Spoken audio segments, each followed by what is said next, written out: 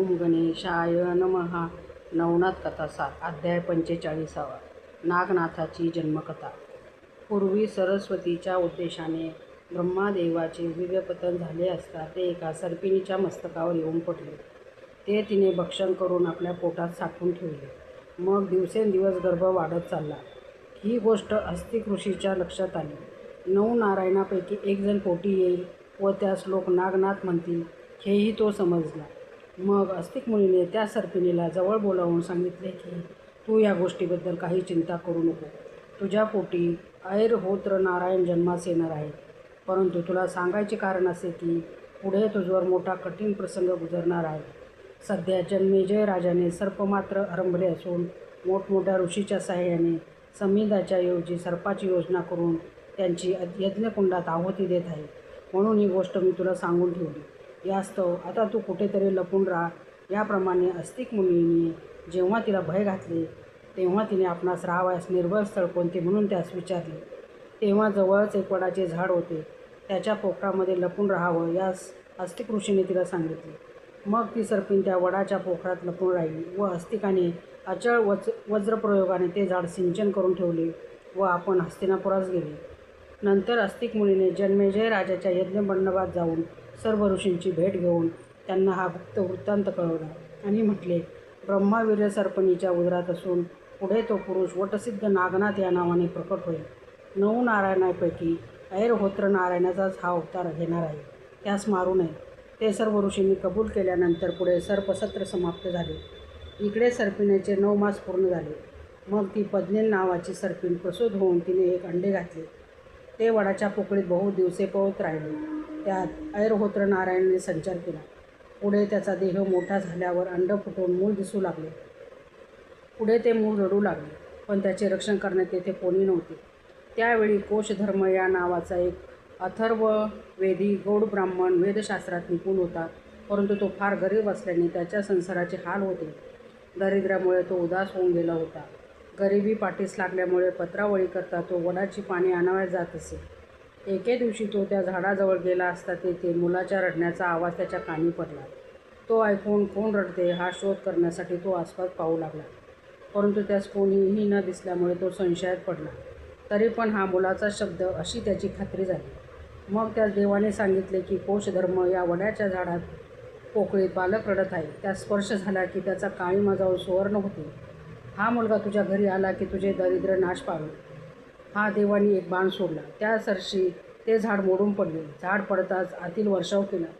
मग देवाने हात जोडून त्या नारायणास नमस्कार केला आणि कोशधर्म ब्राह्मणास सांगितले की महाराज, या भूमंडळावर आपण मोठे भाग्यवान आहात. म्हणून हा वटसिद्ध नागनाथ तुम्हास प्राप्त झाला आहे. हा पद्मिनी नावाच्या नागिनीच्या पोटी जन्मला असून वटवृक्षामध्ये ह्याचे संरक्षण झाले आहे. त्यास्तव आता ह्याचे वटसिद्ध नागनाथ हेच नाव प्रसिद्ध करावे. हा सिद्ध असून योग्य लोकांचा नाथ होईल. ती देववाणी ऐकताच कोशधर्माने त्या मुलास उचलून घरी नेले. त्या समयी त्यास परमानंद झाला. ते ऐकून त्याची स्त्री सुरादेवी ही देखील समग्र झाली. ती म्हणाली, मला वाटते की हा चंद्र किंवा सूर्य अवतरला असावा. तिने मुलास उचलून स्तनाशी लावले. तो पाना फुटला. मग तिने आनंदाने मुलास स्नान घालून पाण्यात घातले व त्याचे वटसिद्ध नागनाथ असे नाव ठेवले. सुरादेवीचे त्या मुलावर अत्यंत प्रेम जडले.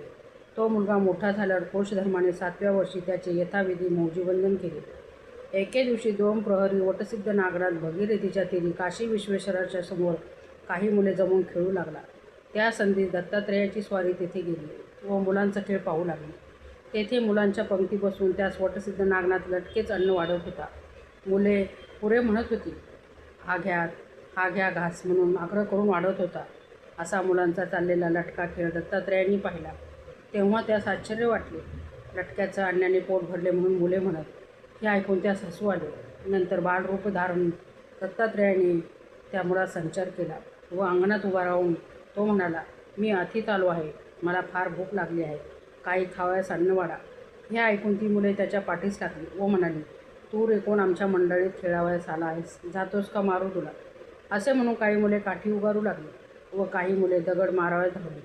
हे नागनाथाने पाहिले तेव्हा तो सर्व मुलास म्हणाला, आपल्या मेळाव्यात जो नवीन मुलगा आला आहे त्यास घालवून देऊ नका. आपल्याप्रमाणे त्यासही वाढू. आयत्या वेळी आलेल्या ब्राह्मणास अतिथ समजून परत दौडू नये. असे बोलून त्याने त्या मुलास बसविले. मग कल्पनेने स्नान, षोडशोपचाराने पूजा, भोजन वगैरे झाले. जेवताना सावकाश जेवा, घाई करू नका, जे लागेल ते मागून घ्या, असा त्यास तो आग्रह करीत होताच. तेव्हा हा उदार आहे असे दत्तात्रेयास वाटले. हा पूर्वीचा कोणीतरी योगी असावा असेही त्यांच्या मनात ठसले. दुसऱ्याचा संतोष होऊन त्यावर उपकार करण्याची बुद्धी होणे, पूर्वपुण्य वाचून घडवायचे नाही, असा मनात विचार करून तो त्याचे पूर्वजन्म कर्म शोधू लागला. तेव्हा त्याच्या जन्माचा सर्व प्रकार दत्तात्रेयांच्या लक्षात आला. मग दत्तात्रेयाने त्यास कृपा करून सिद्धी दिली. तिचा गुण असा झाला की नागनाथ ज्या पदार्थाचे नाव तोंडातून घेईल तो पदार्थ तेथे उत्पन्न होऊ लागला. नंतर मुलांना जेवायस वाढ म्हणून दत्तात्रेयाने नागनाथ सांगितले, पण त्या सिद्धीचे अन्न खाण्याची नागनाथाने फक्त मनाई केली होती. जाते समय दत्तात्रेयाने आपले नाव सांगून त्याचे नाव विचारून घेतले. मग खेळताना नागनाथ ज्या पदार्थाचे नाव घेई तो पदार्थ उत्पन्न होऊ लागला. त्यामुळे मुले नित्य तृप्त होऊन घरी बरोबर जेविनातशी झाली. न जेवण्याचे कारण आईबापांनी मुलांना घरी विचारले असता आम्ही अन्न जेवून येतो म्हणून मुलांनी सांगितले. प्रथम ही गोष्ट आईबापांना खरी वाटली नाही, पण त्यांनी भागीतिथीवर जाऊन नागनाथास अन्न वाढतो हे पाहताच त्यांची खात्री झाली. मग ही बातमी सर्व क्षेत्रभर झाली व नागनाथाचा बाप कोशधर्म याच्या देखील ती कानावर गेली. कित्येकांनी त्यास सांगितले की भागीरथीच्या काठी तुझा मुलगा मुलाच्या पंक्ती बसून उत्तम पक्वान अन्नाच्या जेवणावेळी घालत असतो. हे आम्ही प्रत्यक्ष पाहून आलो आहे. तो अन्न कुठून आणतो व कसे तयार करतो त्याचे त्यालाच ठाऊक. त्याने जमिनीवर हात ठेवला की इच्छेला पदार्थ उत्पन्न होतो. ही बातमी कोशधर्माने जेव्हा ऐकली तेव्हा तो पूर्वी देवाने सांगितलेली खूण समजला, पण त्याने लोकांस ती हकीकत बोलून दाखवली नाही. पुढे एके दिवशी कोशधर्माने आपल्या वरप्रसिद्धी नागनाथ मुलास मांडीवर बसवून त्याच्या तोंडावरून हात फिरवीत व मुलाच्या जीवनासंबंधी गोष्ट काढली. तेव्हा तो म्हणाला, तुम्हासही मी असाच चमत्कार दाखवून भोजनास घालतो. असे म्हणून तो मांडीवरून उतरला व जमिनीवर हात ठेवून अन्नाची इच्छा प्रकट करताच उत्तम पदार्थांनी भरलेले पान तिथे उत्पन्न झाले. ते पाहून कोशधर्मास फारच नवल वाटले. मग हे साधन तुला कसे साध्य झाले असे बापाने विचारल्यावर तो म्हणाला, बाबा, आम्ही एकदा पुष्कळ मुले नदी तीरी खेळत होतो. इतक्यात दत्तात्रेय नावाचा मुलगा आला. त्याचा सर्व मुलांनी धिक्कार केला, पण मी त्याची लटक्याच्या पदार्थांनी मनोभावे पूजा केली.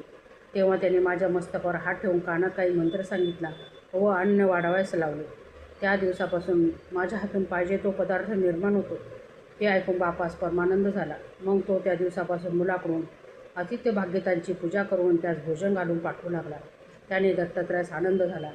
नागनाथाकडे हजारो मनुष्य जेवण, द्रव्य, वस्त्र, धान्य वगैरे घेऊन जाऊ लागले. या योगाने तो जगविख्यात झाला. तो त्याची कीर्ती वाखाणू लागला. एके दिवशी नागनाथाने बापास विचारले की माझ्या हाताने या गोष्टी घडतात, त्यातला मुख्य उद्देश कोणता? तसाच तो दत्तात्रेय मुलगा कोण होता हे मला खुलासा करून सांगावे. तेव्हा बाप म्हणाला, तो दत्तात्रेय तिन्ही देवाचा अवतार होय. तुझे दैव चांगले म्हणून तुला भेटून तो सिद्धी देऊन गेला. ते ऐकून पुन्हा त्यावर बाप म्हणाला, तो एके ठिकाणी नसतो, त्यामुळे त्याची भेट होणे कठीण होईल. त्याच्या भेटीची इच्छा धरून प्रयत्न चालवल्याने भेट होत नाही. तो आपण होऊन कृपा करून दर्शन देईल तेव्हा खरे. असे सांगून बाप काही कामाकरता घराबाहेर गेला. मग दत्तात्रेयाच्या दर्शनाकरता जायचा नागनाथाने निश्चय केला. तो कोणास न विचारता घरून निघाला व मातापुरी, पांचाळेश्वर वगैरे ठिकाणी शोध करू लागला.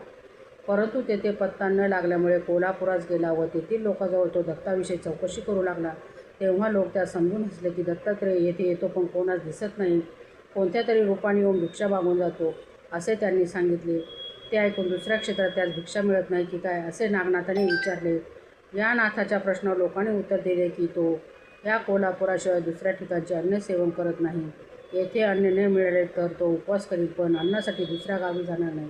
अन्य गावच्या पक्वानास विटाळाप्रमाणे मानून या गावात अन्न परमपवित्र असे तो मानतो.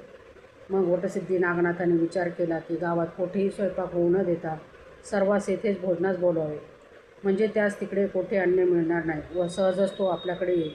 परंतु आपल्याकडचे सिद्ध अन्न तो घेणार नाही. ही खूण लक्षात ठेवून ओळख पडताच त्याचे पाय धरावे. माझे नाव त्यास व त्याचे नाव मला ठाऊक आहे असा मनात विचार करून तो लक्ष्मीच्या देवालयात गेला व पुजाऱ्यापासून एक खोली मागून घेऊन तो तेथे राहिला. काही दिवस गेल्यावर गाव जेवणावर घालावी असे नाथांच्या मनात आले. त्यांनी ही गोष्ट पुजाऱ्यापाशी काढून खटपटीस मदत करण्यासाठी विनंती केली. तेव्हा पुजारी म्हणाला, साऱ्या गावच्या समाराधनेस पुरेल इतक्या अन्नाचा संग्रह तुझ्याजवळ कुठे आहे? एरवी वर कर, सर्व खटपट आम्ही करू, पण सामान कुठून आणणार? त्यावर नाथाने सांगितले की सामग्री मी पुरवतो, तुम्ही खटपट मात्र करू लागा. ते त्यांचे म्हणणे पुजाऱ्यांनी कबूल केले. शेवटी नाथाने द्रव्य, धान्य, तेल वगैरे, साखर वगैरे सर्व सामग्री सिद्धीच्या योगाने चिक्कार भरून ठेवली व पुजाऱ्यास बोलावून ही सर्व सामग्री दाखवली.